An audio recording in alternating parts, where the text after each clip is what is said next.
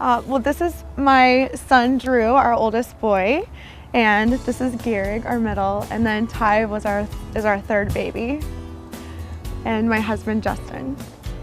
So I had a very normal, healthy pregnancy with Ty. It was no different than the other three boys. We had a very normal, healthy delivery of a 7-pound, 6-ounce baby boy that at birth was crying and doing great, and in the hospital did fine. So no, everything was absolutely normal with our pregnancy and our delivery. So when we brought Ty home, there were a few subtle signs kind of the first week that we noticed. He slept a little bit more than our other two boys did. I felt like there was times where I would have to wake him up to eat. And then as the week progressed, we started noticing that when he was eating, he would nurse and then be very exhausted. Sometimes very fast respirations, but then he would be fine. So at about, I think about 9 days old, he was in the bathtub and I was giving him just a normal bath that he didn't love, and he started to retract, pretty heavily retracting, and so sucking in on the sides, and I knew then that there was something wrong with him. So that's when we took him to the doctor. But as they assessed him further, they did notice that there was something that needed to be assessed more, and so they did a chest x-ray. And that's when they came back in the room, and my pediatrician actually had tears in her eyes because I think she had two sons as well, and she told us that his heart was the size of his entire chest wall, that it had been so stressed that it grew the entire, like it was double the size that it had been at birth. They sent us to to echocardiogram, and we met a team of doctors up there, and I remember just feeling like at the time it was 5 o'clock and most of the people were gone, but there was still a team of doctors there, and they were all there for Ty, and they did an ultrasound of his heart, and they found out that the main blood vessel that gives blood to the body was very severely stenosed, and he was very sick. So they sent us to the pediatric intensive care unit right away.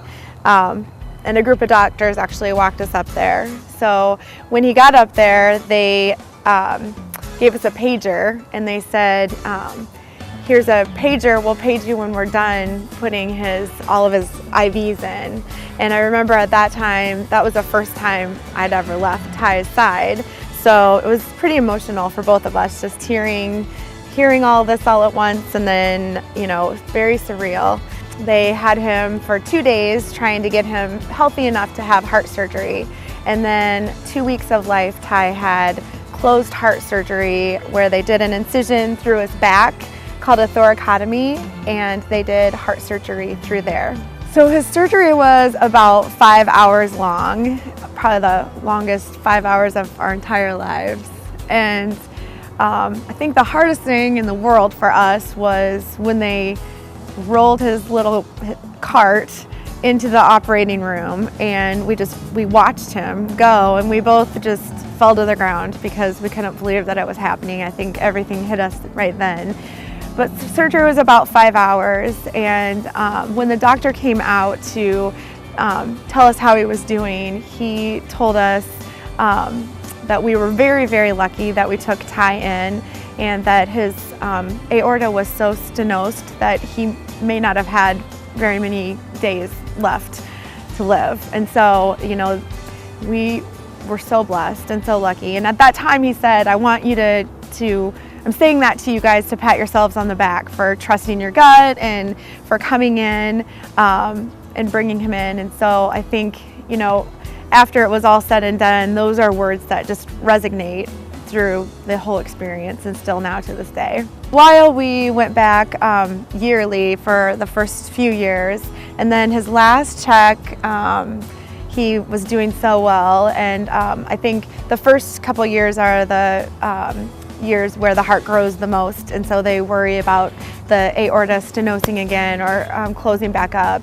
But he his echocardiograms were great, and the last time we saw him, he said we didn't have to see him for a couple of years. Well, the American Heart Association was a huge advocate or push to the government to get the pulse oximetry testing mandatory in hospitals. So the pulse oximetry testing is testing an upper and lower extremities saturation, oxygen saturation. And if there is a 3% if there's a 3% increase or decrease in one or the other, then they order an echocardiogram. And so this is a very, very simple test that when I heard it, I was asked to be on a committee to help get this going. And it was very full circle for me because it catches at least 7 of the critical cardiac defects. And it kind of hit me that this could have been maybe something that we caught after Ty was born. And so the American Heart Association being a huge advocate for that, and obviously all the research and education that I've seen the American Heart Association do and infiltrate into the University of Iowa and into other hospitals, you know, we are definitely going to be huge advocates for the Heart Walk and for anything that helps the American Heart Association. My family is why.